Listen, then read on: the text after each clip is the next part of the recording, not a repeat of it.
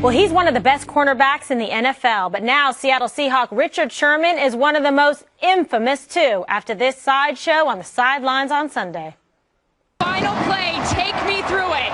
Well, I'm the best corner in the game. When you try me with a sorry receiver like Crabtree, that's the result you're going to get. Don't you ever talk about me. Who was talking about you? Crabtree, don't you open your mouth about the best. Or I'm going to shut it for you real quick. Now, what was Sherman so fired up about? Well, a game-saving defensive play in the end zone involving 49ers wide receiver Michael Crabtree. Now, 24 hours after that post-championship rant made headlines, Sherman issued an apology and said this to ESPN Radio. Obviously, heat of the moment, everything happens like that. And, it is what it is. Obviously could have worded things better and could have obviously had a better reaction and done things differently. But it is what it is now, and people's reactions are what they are. Fox Sports reporter Erin Andrews didn't even know initially who Sherman was talking about. The look is priceless. And that made Rush Limbaugh think about a certain someone in the White House. Richard Sherman thinks that everybody knows that he's got something going on with Michael Crabtree, the 49ers, and nobody knows. I'm sure Obama, at the end of the day, thinks the whole country's thinking about him every day. There's some people so lost in their egos that they really do think that everybody is fascinated what they're doing and knows intimately everything going on in their life. All right, does anyone at this table know that feeling? Who wants to be the first to raise your hand? But seriously, was that the first thing that came to your mind, Eric? Like, what is going on to make a connection? Sherman thinks he's Obama? Yeah, Obama. No, I love Rush, but I think he's a little off on this, just this one right here. Look, here's what happened. So Sherman, there was trash talking going back and forth all week. Yeah, do the play-by-play. Sherman, literally, that game right there is 1 inch away from being a 49er win. 1 inch. Right. Sherman tipped it with the very tip of his The 48er. 48.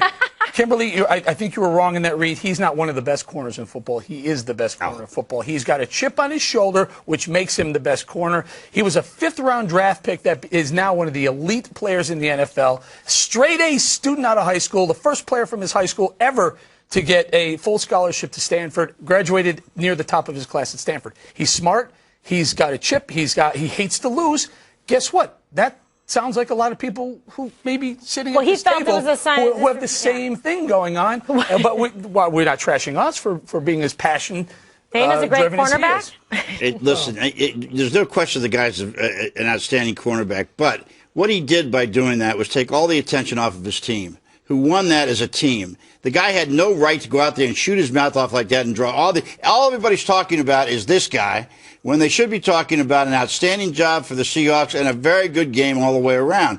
I mean, who's this guy think he is? What? So he didn't use the canned response. Yeah, we had a tough game. Our team played together great. Now we'll look forward to Denver. That's what he should have said. And that would have been better TV. No, he could have said, I just don't want to talk about it right now and walk away. Anything better than that rant. He sounded, I know he's very smart, but on that day, he sounded like an idiot. He could have said, I hope I'm going to Disneyland in 3 weeks. Right. That's all I'm trying to know about football. Early on the endorsement. I think trying to connect what Sherman said to Obama is stretching the limits to like a point of yoga class I have never actually been able to achieve. I thought it was slightly refreshing that it was something different. I don't think it reflected that negatively on Seattle. I think that there's 2 weeks between that game and the Super Bowl. There's a lot of time in between. And his apology, I thought, was well thought out. And there was a lot of adrenaline. The best part to me is Erin Andrews' face. Totally. When she's just like so surprised about what he is saying and shocked by it. She's like, wait, who talked? It's almost as if she thought, did I say something negative about him? As if he was talking to her. Yes, I think, what do you do? Calling him out. But what do you think, Greg, about this? Much to do about nothing? These stories are now come in two parts. The first part is the act. The second part is the apology. It's the yin and yang of media outrage. And stories like this, for everybody in the media, is like a roast chicken in which you can keep in the fridge for approximately 2 and 3 days and pick off what you want. So Rush sees, maybe I can compare this to Obama, and everybody else talks about this and what that. And then we completely forget about it. I was talking about this with Shep. Nobody remembers the Manti Te'o story that we did for a week. But I wish, that we could have an apology-free month. And a day where everyone can say something offensive, like The Purge. Remember the movie The Purge, but make it about language. And also, we need to return to the virtue of humility. If you're good at something, clearly you can let your actions speak for themselves. Exactly. I blame this infection. This is an infection of pop culture into all aspects of our lives that have elevated self-promotion above all else. You can't just be happy doing a good job.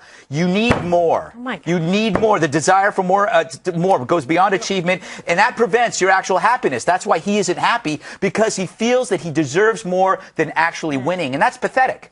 Or right, can I take the other side of that? Yeah, I'm going to too.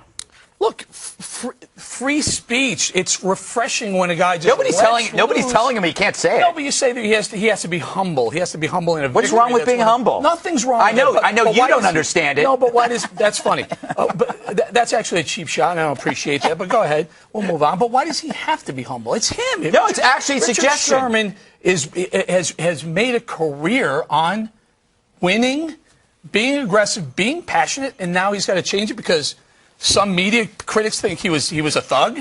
No, I never said he was a thug. What I'm saying is it's not such a bad idea to be humble after you do something great.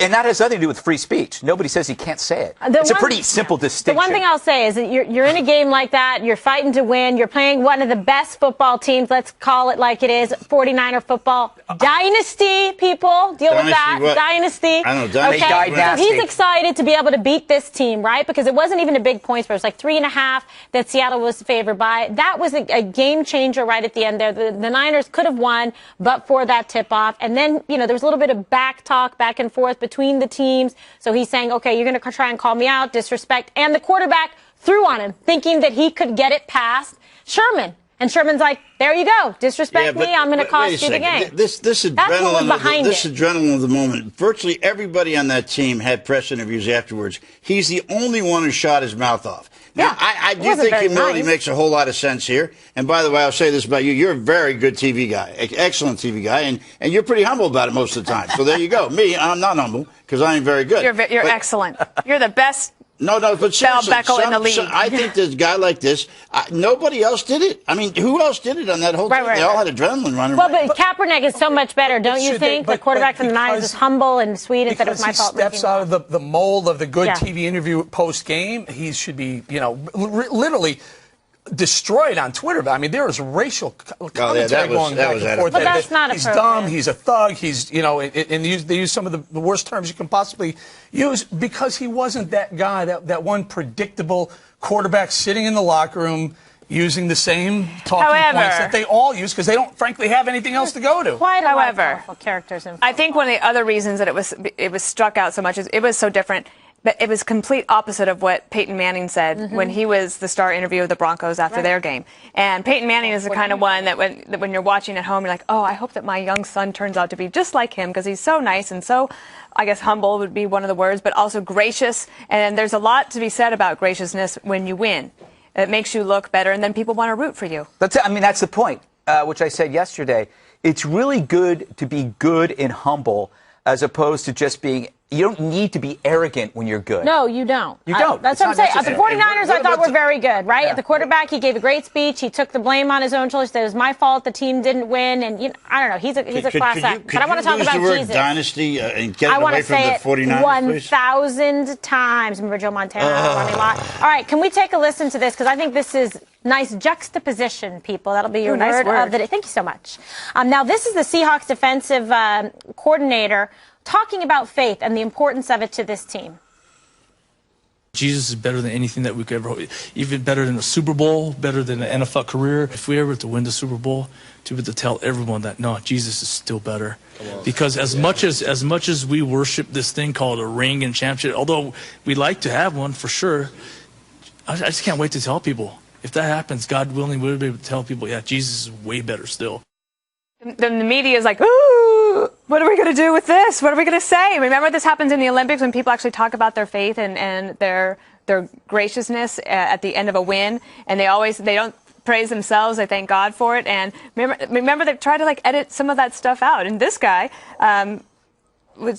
he's wearing his heart on his faith on his sleeve, and I found it really refreshing. And he's there with the quarterback. Russell Wilson and a bunch of the players are nodding their head in agreement about this. The Roll of Fame. But this is actually making the point I was trying to make as well. So here we have the extreme on the other side. So as Sherman is extreme not humble, loud, passionate, boisterous, annoying. Then you have a group of guys who are humble, talk about God, talk about their faith. I mean, both are okay. Both are just as good as that canned center the aisle commentary that frankly is a little bit boring. I think they're both refreshing. You're not equating what these guys just said with what Sherman did. Yes, absolutely. Really? I think they are the polar opposite of what Sherman did, and both are equally okay. I think I was glad to hear them say that, and I was glad to hear because we do get caught up, and this becomes such a big, important day in the life of the world now, the Super Bowl. But when you think about it, if you have faith, you think about Christ, and it's not even it's like a piece of sand in a crap hole compared to the Lord Jesus Christ. What? The Super Bowl compared to Lord Jesus Christ is not even. Okay, so if everything's equal, you would be okay with a professional athlete saying, "I'd like to, I don't believe in God, but I'm glad I made it to the Super Bowl." Sure. I don't think so. Not on Fox News. Me? No, I'm on Fox News. You're okay. I'm cool with that. But my point is, also, people enjoy this stuff if it's from a winner. All right. If it's from somebody who doesn't do well. Speaking of winners, what's going to be your favorite Super Bowl ad? We always love to toss these around, reenact a few of them. Take a look at this Bud Light one. It's already making the rounds.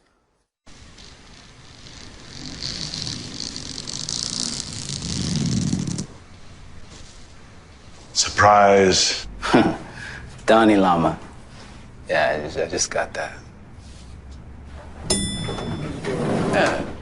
Good evening, Mr. Cheadle. How are you, Joe? Very well, thank you. And you? Hello, Lily.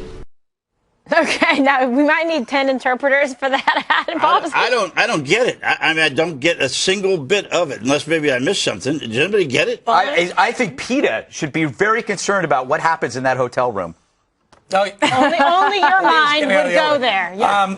So they have like 4 or 5 of these that I saw, these provocative, you can't figure out what it is, and then they put the date of the Super Bowl. So I'm assuming during the halftime, they're gonna explain all these. That Arnold Schwarzenegger is going a llama through a hotel lobby. Pong, which is really weird. With a wig on. I think anyone who you ask what is our favorite. Yeah. I'll tell you what my least favorite commercial is going to be. What? The one where Arnold Schwarzenegger is playing ping pong. Okay, so that'd be that ad. Bob and I like the one from last year where the cute girl is kissing the geeky dude. Yes, I like that very much. The Fiat. Yeah, we like to act that one out. Okay, next.